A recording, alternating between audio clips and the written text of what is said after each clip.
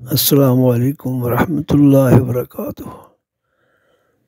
حضرت میں نے آپ کا پیغام سن لیا، آپ نے شفقت فرمائی ہے۔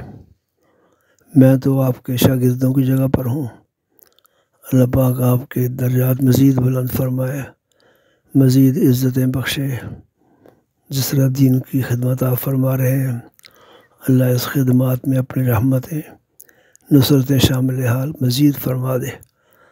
اللہ پاک آپ کو سلامت رکھے۔ آپ ہمارا بزرگوں میں سے ہمارا سرمایہ ہے بہت بڑا۔ اللہ آپ کی زندگی میں صحت میں برکت عطا فرمائے۔ کچھ آواز سے اندازہ ہو رہا تھا کہ آواز میں کچھ ذوف ہے، آپ کی آواز میں شاید کچھ تکلیف ہوگی۔ جی اللہ پاک شفا عطا فرمائے، صحت نصیب فرمائے۔ میں تو آپ کے حکم کے مطابق دعا کروں گا، میں کرتا رہتا ہوں پہلے بھی دعا، لیکن آپ سے بھی دعاؤں کی درخواست ہے، دعا فرمائیں گے۔ صحت کے لیے بھی، صحت روحانی جسمانی دونوں اللہ نصیب فرمائے اور خدمات کے لیے قبول فرما لے۔ آئندہ بھی میں آپ کی دعاؤں کا محتاج ہوں اور دعاؤں کی امید رکھتا ہوں، دعا فرمائیں گے۔